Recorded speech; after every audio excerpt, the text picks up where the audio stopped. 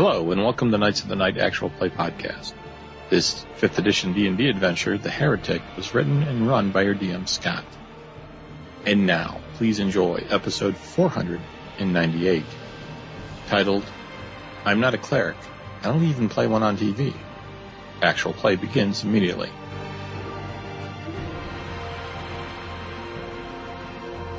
Hello, I'm Scott, your DM for this 5e adventure, The Heretic.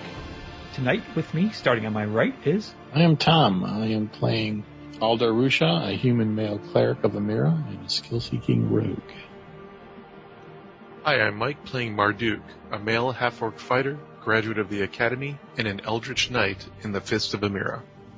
I am Jim, playing Grodor, a hobgoblin warlock. I am one of the wrongly accused Fists of Amira, looking for truth, justice, and the Amirian way. I'm John, playing Melody, a female human cleric, the third of the Exemplar, family Harmony, an ex-ambassador turned political operative in the Fists of Amira. I'm Thomas. I'll be playing Gabrielle DeAngelis. She's a female Aasimar paladin and a holy Fist of Amira, whose belief in the importance of our collective destiny drives her ever onward toward her fated oath of conduct. All right, where last we left off, our heroes were heading to the Temple of Amira in the middle of the city of Travail, and they were set up for a meeting with Vana, who is the wife of the pillar Aragast, who had perished before you arrived. The meeting with Vana was to discuss the bone dice of Aragast that several of you had received visions of, thought that you needed to procure them for your mission that you are continuing to try to accomplish. Vana had different visions, and so a tense meeting got underway in a conference room in the upper levels of the Temple of Amira. Just as things were getting somewhat heated or interesting, Alder's rapier began to pulse in its scabbard.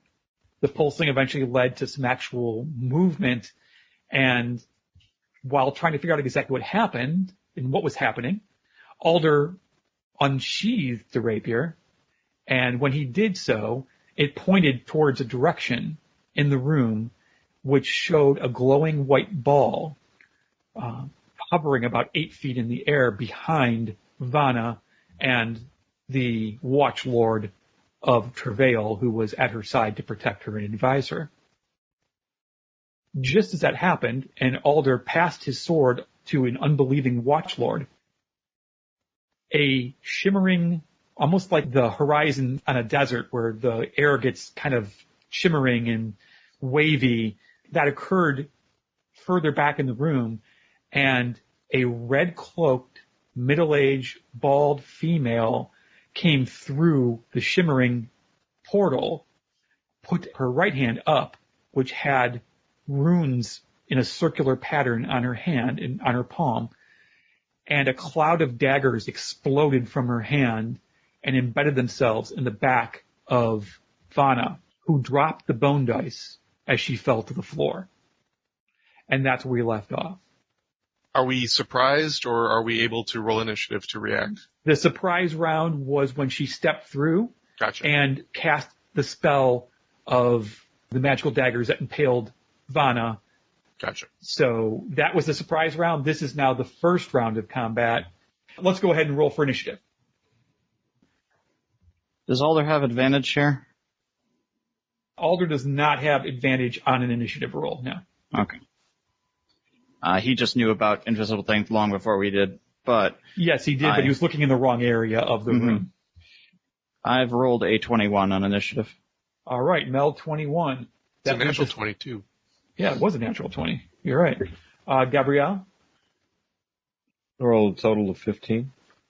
Okay. Grodor? Grodor rolled a whopping 5. Marduk rolled a 19. Alder rolled a 9. Alder rolled a 9. The assassin rolled a 8. And the watch captain is quite dexterous And he rolled an 8 as well. We'll start with Melody's 21. On the map, the black square next to Vanna are the dice on the ground. You know the white circle is the glowing ball in the air behind Vanna. And then there's the shimmering air that's obviously some sort of portal that the assassin stepped through. The assassin is carrying a short sword in her left hand, has her right hand out to do the spell that she just did, and did the hand motions for the spell. That's all that you see at this exact moment. I don't have any healing. Oh, I have a healing potion. How's our lady doing? Too many holes in her to hold fluid? She has several holes in the back of her. She's not a combatant by any stretch of the imagination, so she took the hit pretty hard. There still is in her square a cloud of daggers that are spinning and jabbing and glowing, probably 20, 25 daggers that are glowing in this area of effect, this 5-foot cube over her body. So some of them are still impaled in her back. Some of them are still floating around. Some are still stabbing down towards her. It's quite a chaotic scene. And she has blood coming out of her mouth and obviously out of her back. I'm going to grab the dice and grab her and pull her out of there. Risking cuts, risking all that, but just on the other side of the table. And I tell Alder to get down off it. I'm going to flip it over. But that'll happen when he does that. Okay. You're entering into the spell's effect, this cloud of daggers. So you fully realize as you get ready to make the lunge in there towards the dice and Vanna that you're going to take damage. It is a literal cloud of daggers. So as long as we're clear on that and you're comfortable with that, I don't want there to be any surprise. There's no saving throw. It's just if you enter the cloud, you take the damage. Are you okay with that? Yeah, I'm okay with that. In order to really grab hold of Vanna, you step into the area. With your right hand, you reach down and grab the dice that have fallen quickly. Yeah, 1, 2. and just also grab a fold of her clothing with it to hold them there. With your left hand, you maybe grab a good hold of her and then bring your right over with the dice and start dragging her out. The daggers impale you as you enter the square, but I rolled insanely low. 6 damage from the daggers stabbing down in you. Then I'd like you to make a strength check, please, as you attempt to drag Vanna to safety, knowing full well that she's a dwarf, so she's smaller. She's not a huge person, but she's also heavier. She's a little stocky. You're dwarf shaming her. I totally am dwarf shaming her. Oops. I rolled only a 2 on this strength. So maybe not very far, but. Not very far. You go to pull back 5 feet, and you pull her 5 feet towards you, but in doing so, her movement put forth another round of the daggers lashing out and impale her. Can I take that damage for her? Over top her? Sure, why not? Okay. I'm going to say that since most of the dagger's damage was aimed towards you, it's only 2 dice 4 instead of 4 dice 4 that she was going to take. Yeah. So you kind of put your body over hers and take 2 dice 4 damage, which is another 4 points of damage. And you are in her square with her, covering her body. You've basically stayed in the same square that you were, but you pulled her 5 feet into your square and just laid over the top of her as you did so. I think that's the end of your turn, Melody, or do you have a bonus action that you can do? You've moved, you've done an action. I'm going to wait till the next person to do my bonus action. Is that an option? I don't know that it is, but I'm going to say why not? That takes us to Marduk at 19. Okay. Marduk is going to grab his spear, go over that table. I guess that would be difficult terrain. Moving 5 feet deeper into the room is 5 foot. All right. Then where are you moving to? I'd like to go to, is that Alder that's on the table there? He's on the table. He was at the table pointing at the glowing ball of light, which you don't see. Am I allowed to go through his square, or is that also difficult terrain? That's going to be difficult terrain as well. That's fine. So it'll be 10 foot of movement. Right, so that'll be 10 foot, and then when I'm at the top of the table, I will leap at the assassin with my spear leading the way. So what square of the two, directly below her or to the right of her? I'm going to leap down and attack her and land where I am positioned directly. So she's directly north of you in this room. Correct. Okay, in the corner. So go ahead and make an attack roll, please. All right. Do I need to roll a strength score or athletics to climb or the table, or we just? I'm going to go ahead and just allow that. It's a big table, so I think there's enough room for you just, as long as you're moving somewhat cautiously, to get across it without too much trouble. I was going for speed than caution, to be fair, so I'm just reacting to the assassin and trying to attract the assassin's attention and give everyone else time to... Right. Go ahead and make an athletics check, please. All right. Oh, my goodness. I rolled a natural 1. Okay, so what you ended up doing was... Is spending my inspiration to re-roll that mother effer? You might want to do that because I got lots of bad things about ready to roll off my tongue. Right. Well, my battle cry had a mirror on my lips at the time, so I will spend my inspiration, and I will re-roll to an 18. Okay. So you jump on the table, you kind of turn sideways as you kind of move past Alder, moving kind of really close to him, though, because you're both on the table. And then you leap down, like leap in the air, and you bring the spear down in an attack motion, which I'm going to give you a +1 bonus to your attack and your damage if you hit for the spending of the inspiration, calling out Amira's name, and using your staff in that manner. All right, great. 13 + 1, which would be a 14. Your spear comes down, catches part of her cloak. It would have impaled the cloak, but it's marble flooring. So you basically just take her cloak and pull it and tear it off to the side where she loses part of it, and your attack just missing her, and I mean just missing her with your attack. Okay. Then I will use my bonus round to repost and use an action surge and attack her one more time. Okay. So you lunge forward with your spear, two-handed? Yes. Okay. No +1 on this particular attack. All right. And I hit for 17. 17 hits her. Okay. So let me roll the damage.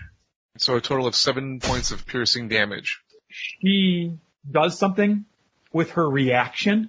She turns sideways in an uncanny-like dodge and takes half damage from your attack. All right, a nimble minx. She certainly is. Let us dance the dance of death. All right. I like it. That takes us to Gabrielle at 15, unless you're not quite done yet, Marduk. No, that was it. I moved and I attacked, and I used my bonus action surge. Scott? Yes. Cloud of Daggers is a concentration spell. Yes. Oh. And when she takes damage, she has to roll a DC of 10 or half damage. It's 10 being higher, so it would be Constitution. And it's Constitution save, correct? Yes. Her Constitution is well, I'm not going to tell you what it is. She rolled a natural 20 under concentration, so the battle-hardened veteran assassin that she is, she shrugs it off, but the Cloud of Daggers still reigns on. That does now take us to Gabrielle at 15. She had just stood up from her chair. She had tried to pin down the guardsman back when I thought we were about to get into a fight with authority. Yeah, the Watchlord, correct. The Watchlord. But seeing the nature of the danger now, she tucks and rolls over her shoulder across the table, almost possibly. We'll roll an athletics check and see how this goes. Yeah. Knocking over my friend Alder. And then... I hope you don't, yes. After that, she's going to take a swing with her pole hammer. Let's see how well my athletics goes. Wow, I rolled a 5. The table's proving to be quite difficult terrain for everyone. You put a shoulder into the table, go to roll over it. Alder, you kind of clip his leg as you're going past. He buckles a bit but retains his standing position on the table. And you tumble off into the chair on the south side of the table as it sits. And when you hit the chair, you lose your balance and hit the floor. I was just looking for basically a 12, but you missed it by more than 5, so I'm going to give you a consequence of hitting the floor. Okay. From there, I'm going to lay hands on both of these two ladies and restore some HP. Actually, I don't know. Melody, how injured do you look right now? She looks about halfway to falling over.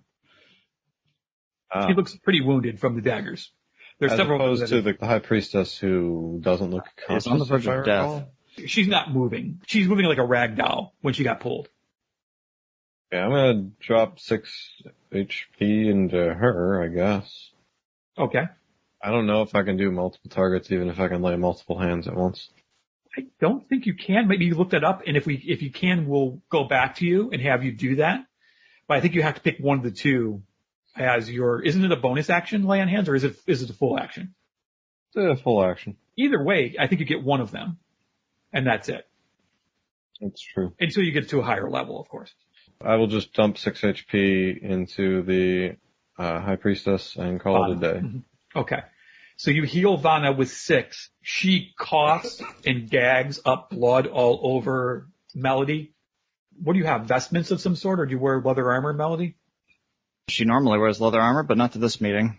She just has a button-up shirt with her house crest on it, the Harmony sigil. It's bloodied and spattered with she's nasty blood. Slumped against the back of the chair and gives a bloody thumbs up. Excellent. Anything else for you? That's a full action. Gabrielle. I will save my reaction. So after 15, it's 11. Brother Byron, who runs up steps and turns to the right and heads towards the room, but is still outside the room as he's trying to see what's happening. The cacophony of noises, shouts of anguish and pain. He's quite confused and quite concerned at this moment. After Byron is Alder at 9. Is it possible for me to move behind Marduk in the square that he is rather than going through this cloud of blades? You can move through a friendly square as double movement is difficult terrain. And then but I know if you moved from Marduk to the square next to the assassin to east of the assassin, you would be presenting yourself with an attack of an opportunity attack. West of the assassin.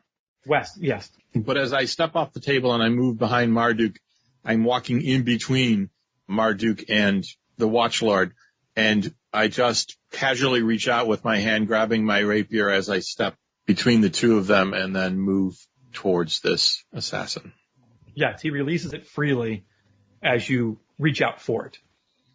Now, the movement of 1 5-inch square behind Marduk, and then the cunning action, which is a bonus action in which I just slip sideways.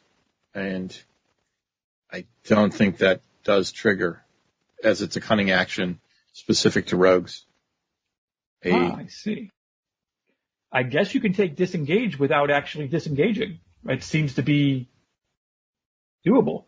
So then I attempt to stick my rapier in her chest. Okay. She doesn't like that. No, I don't imagine she does. And I used the inspiration I just got. What'd you roll? I rolled a 10 in the first time, but a natural 20 on the second.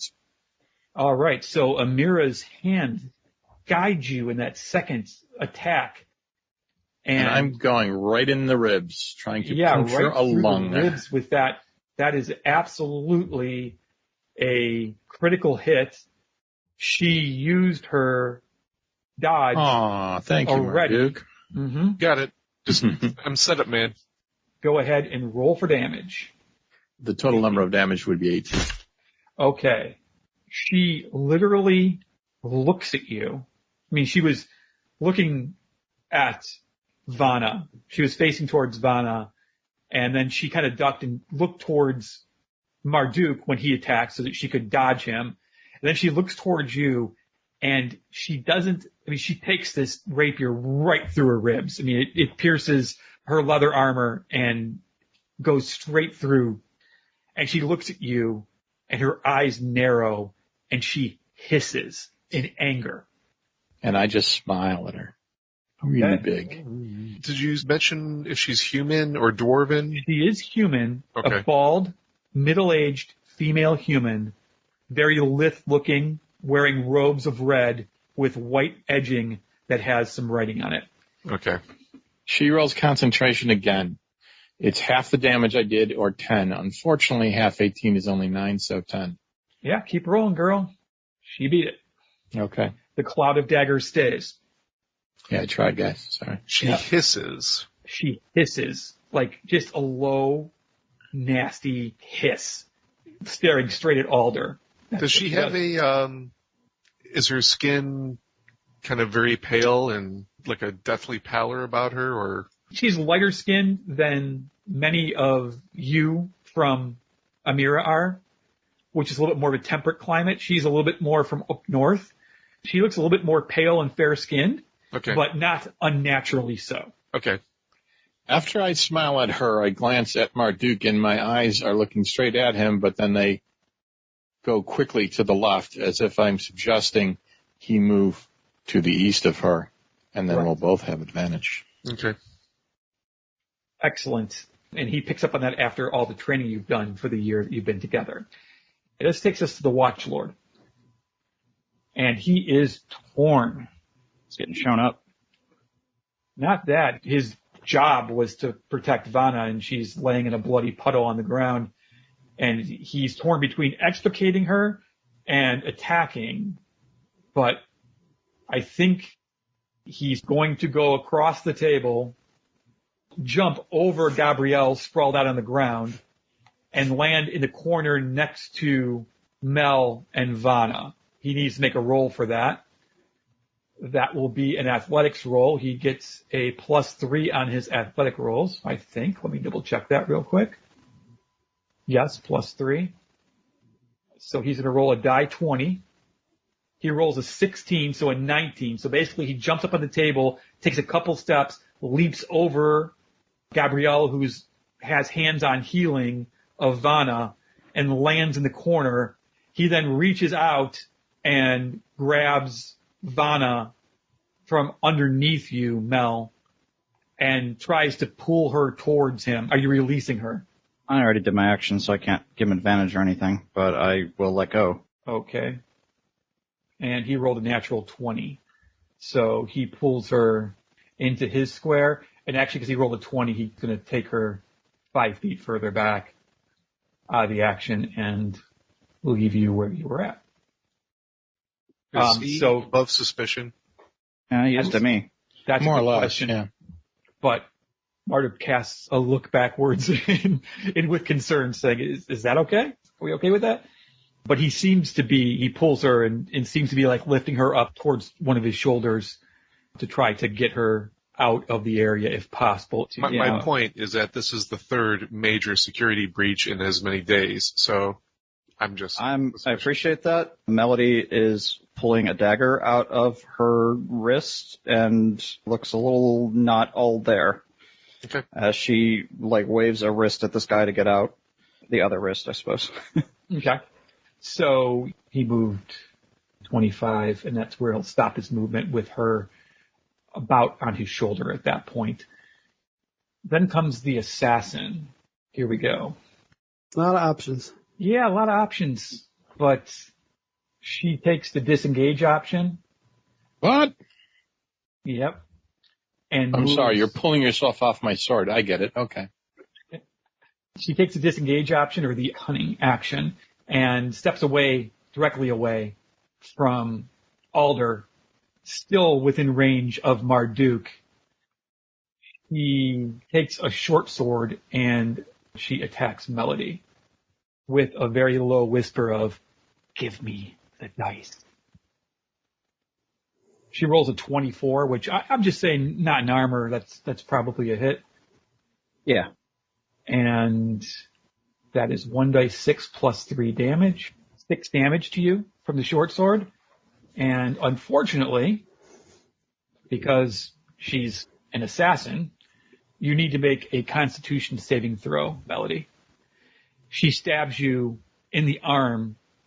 You feel the poison going through your arm as she strikes your right arm. And you rolled?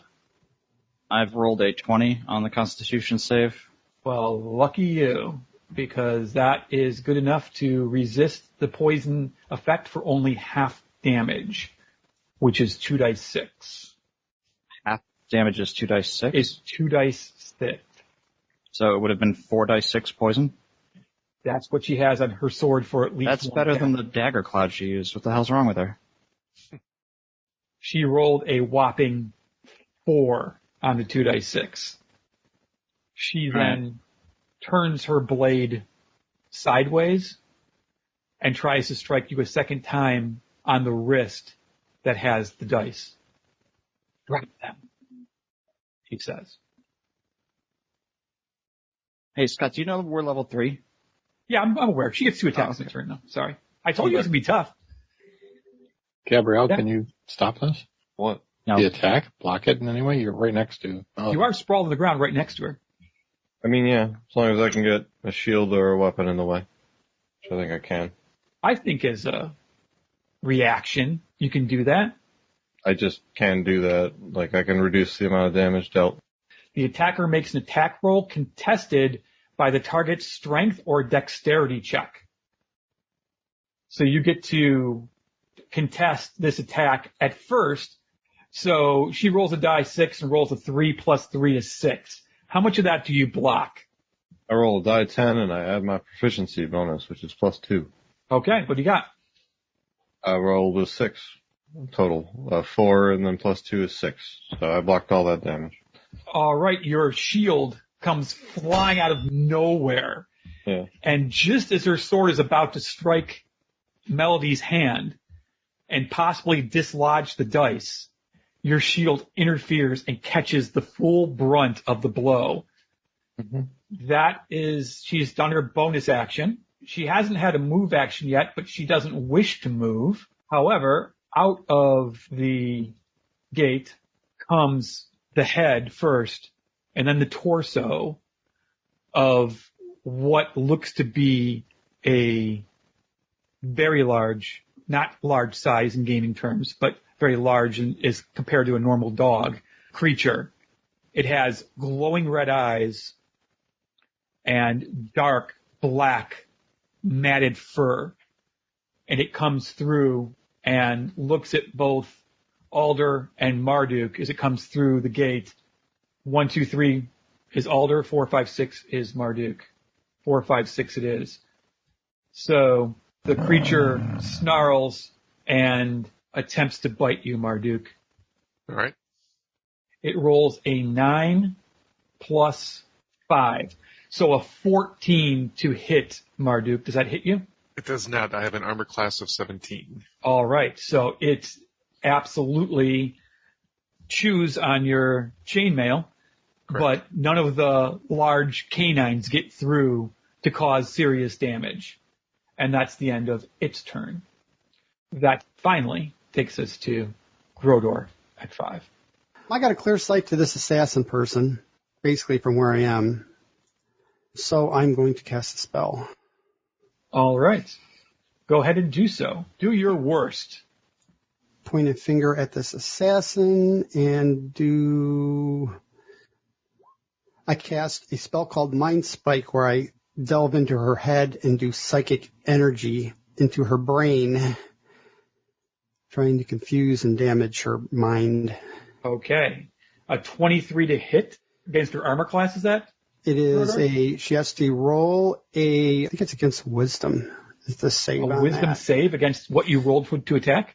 I'm guessing so. The saving throw is against your spell DC, Grodor, not what you rolled to attack. Right. My spell DC is 12. Okay. Her wisdom save is +0. So she needs to roll a 12 or above on die 20. Here I go. She rolled a 12 exactly. So, Grodor, roll 3 dice 8, and she'll take half of it. Rolled a total of 11. So she takes 5 damage from the Mind Spike. What about its extra effects? Failed save, you also know the target's location until the spell ends, but only while the two of you are on the same plane of existence. While you have this knowledge, the target cannot become hidden from you, and if it is invisible, it gains no benefit from the condition to you. Okay, good to know. Those all apply because she succeeded. I'm saying those don't apply, excuse me, because she didn't fail. She succeeded on the test. So those don't apply in this particular instance. However, I believe you can concentrate and continue to have that happen each round if you wanted to. The damage? But I thought it was just the tracking.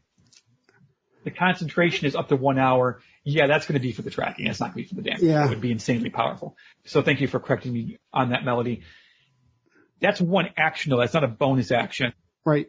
What else do you do? You've got a movement. You're still standing up next to your chair on the south side of the table. Yeah, I'm fine with keeping the distance between the both of us right now. The assassin is bleeding from her rib cage area. Obviously took some other damage as well throughout this combat so far, but she looks to be relatively still stable in her strength.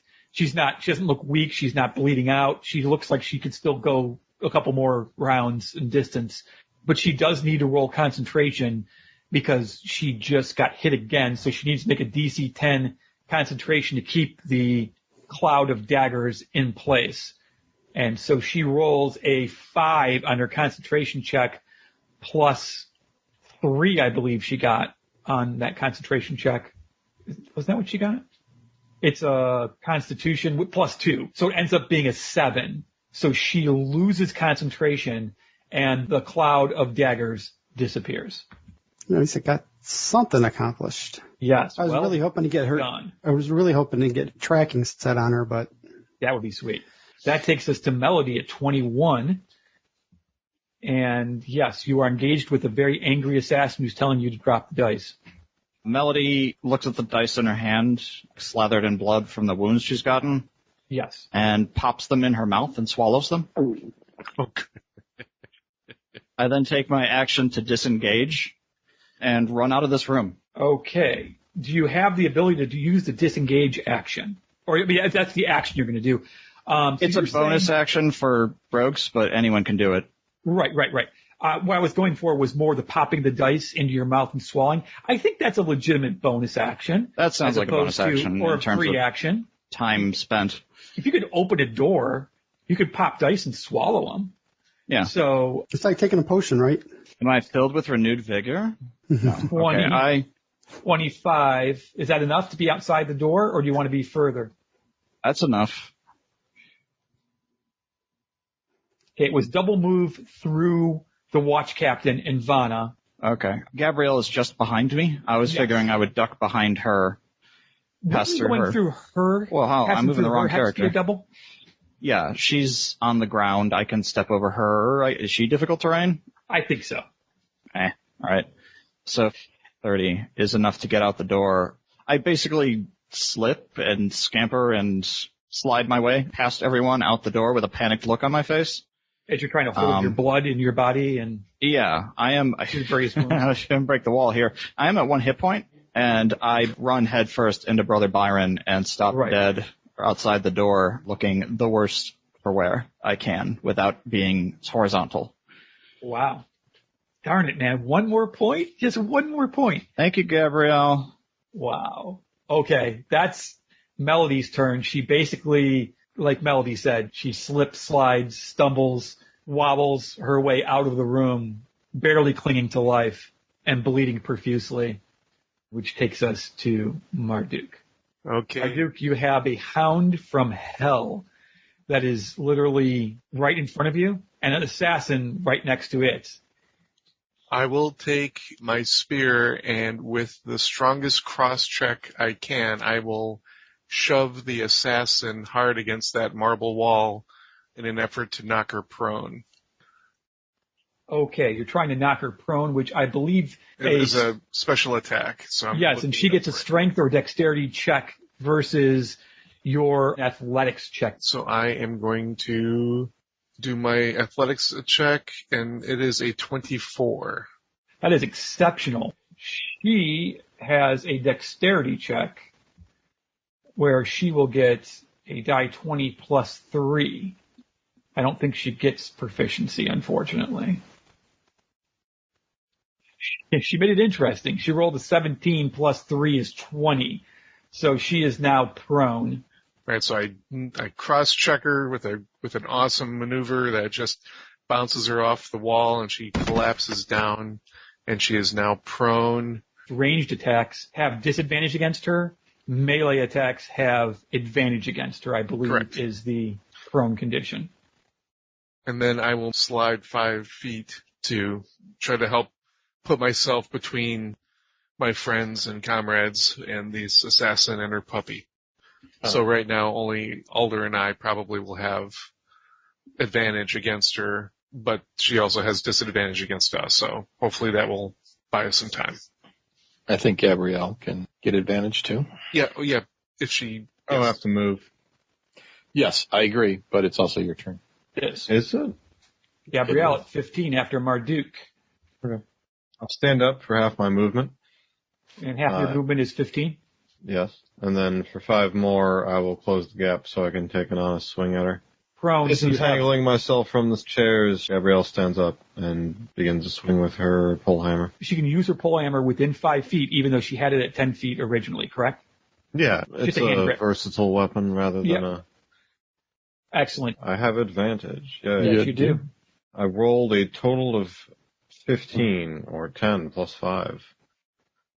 15 on the assassin is exactly what you need to hit. So you struck home with your attack. Only because she was prone.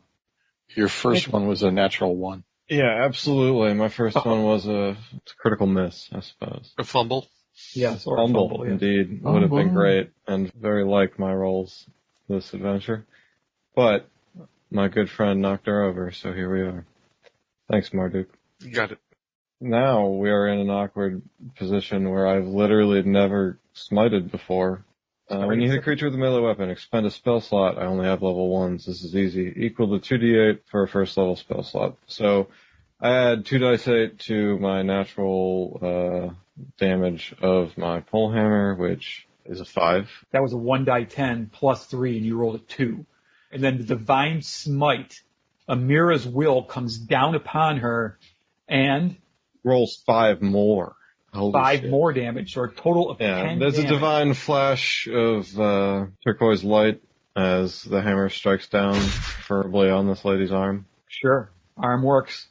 That's definitely some bone bruises, maybe a crack or 2, hairline fracture, but not the complete breaking of the arm where it's useless, but certainly came down hard on it and did some damage. After Gabrielle at 15, it goes to Byron at 11, and he knows exactly what to do in this particular instance. He stops running, and says, Melody, oh my God. And he heals you with cure wounds at 2nd level. So it's 2 dice 8. Oh, he rolled a 2 and a 1 for a total of 3. And I think you get to add something, don't you, to that? I'm not a cleric. I don't even play one in I don't know. Usually you don't add to spells. You do on a cure wound. Heal? If it's wisdom, it's the wisdom modifier. So he's probably plus 3 on that, but let me double check it real quick. He is a very wise man, plus 4 to his modifier. So He that probably is a wouldn't have total, swallowed those dice.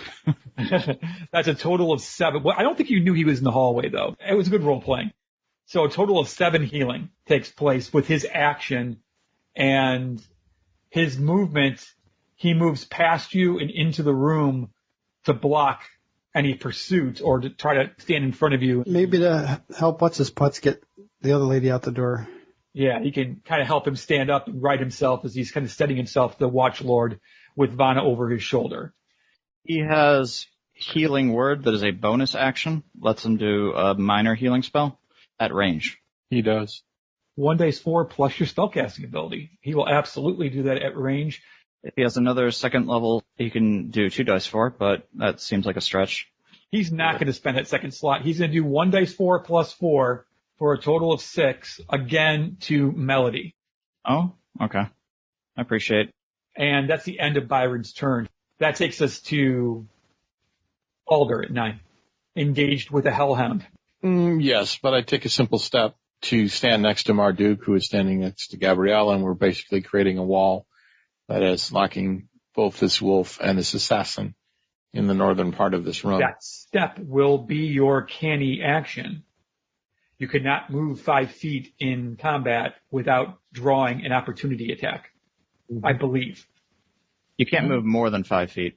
Is it still a 5-foot rule? I thought so. 1 second.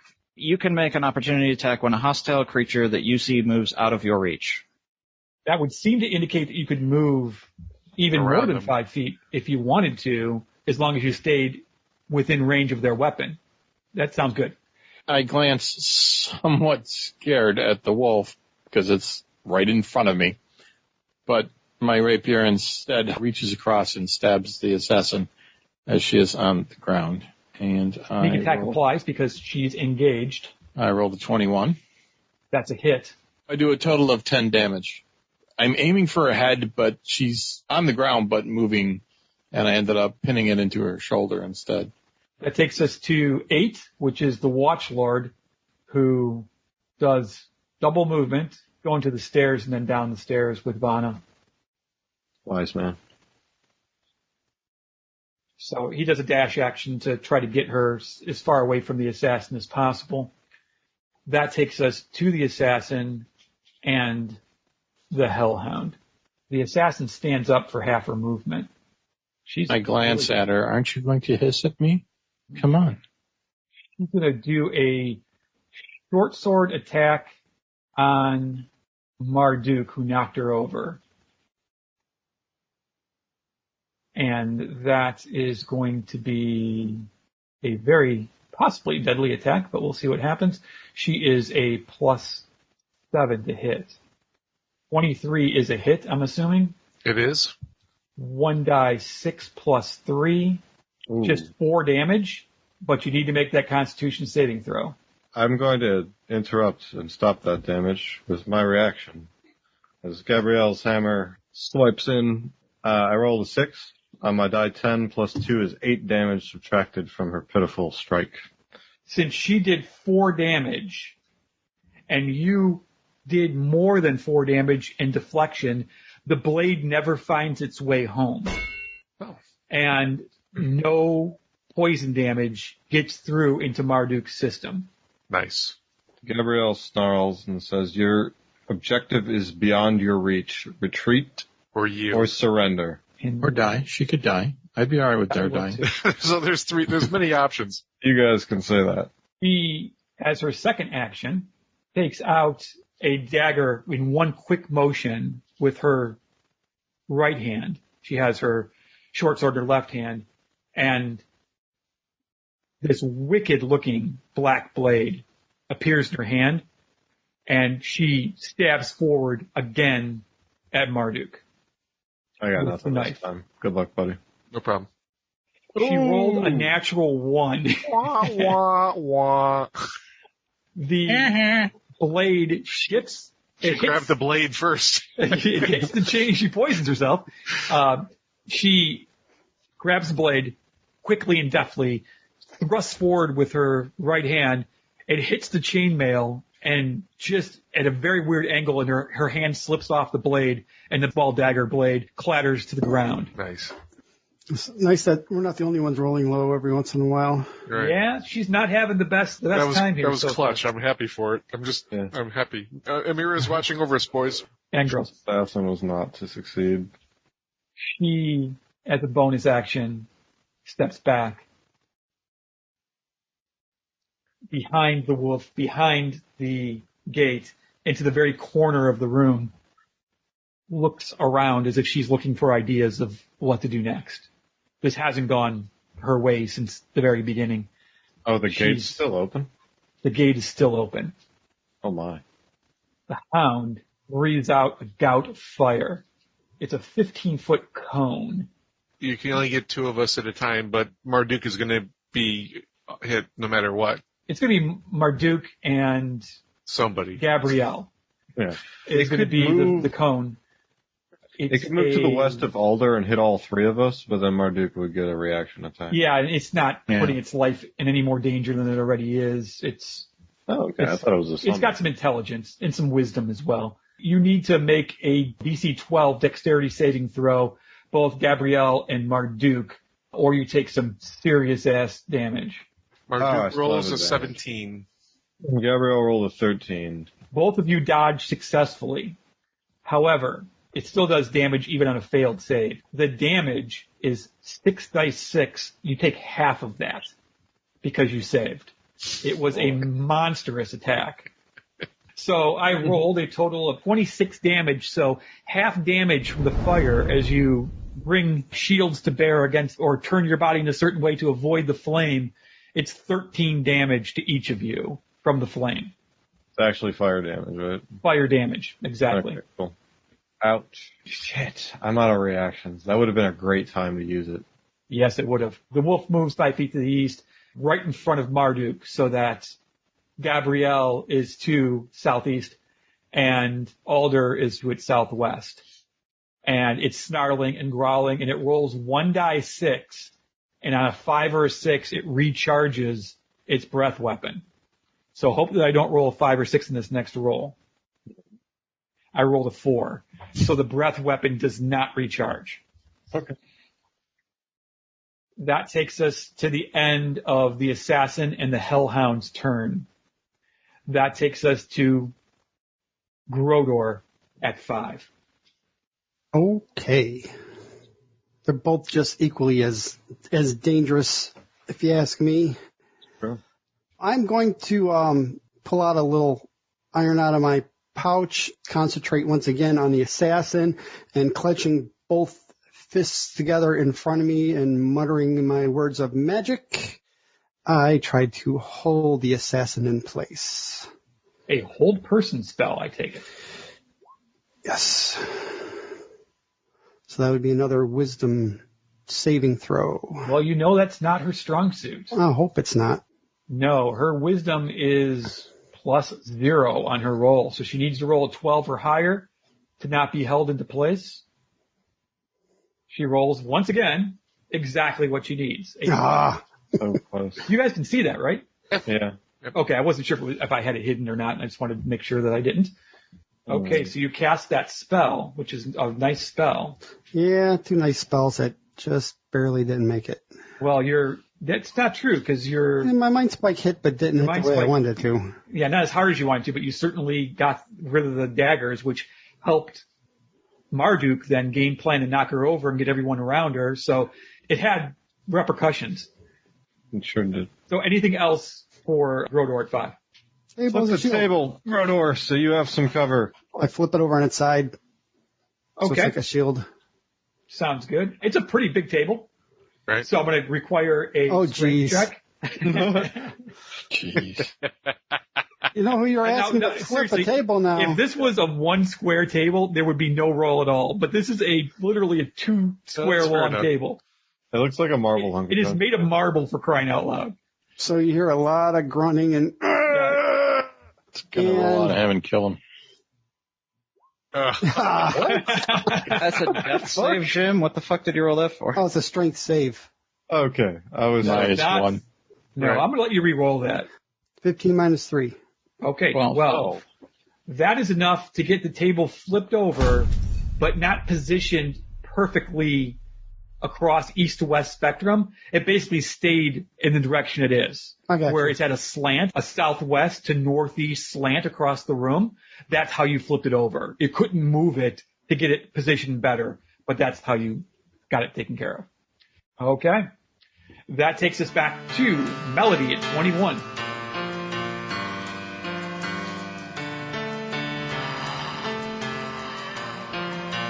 Thank you for listening to Knights of the Night Actual Play Podcast. If you'd like to send us a question, comment, or feedback, you can reach us in a number of ways, including Twitter at KOTN_podcast or by emailing us at feedback@KOTNpodcast.com. And don't forget the iTunes reviews. We also have a Facebook page which can be found at facebook.com/KOTN.podcast. While on Facebook, you can join like-minded folks at our fan page at facebook.com/groups/KOTN-fan. And lastly, there's our blog at KOTNpodcast.com, where there's an Amazon link on the right-hand side. For those of you who'd like a more steady way to help us pay the bills, Or if you live outside the U.S., you can help by donating to our Patreon page at patreon.com/KOTN. And please remember to join us next week for more mystery and adventure.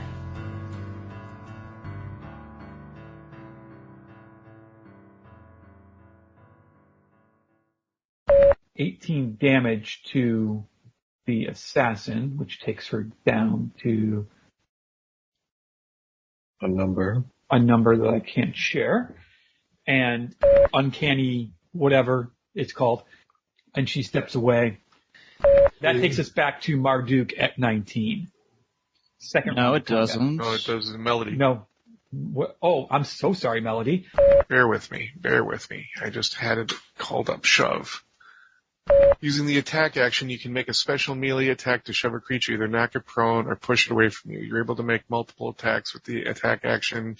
This attack replaces one of them.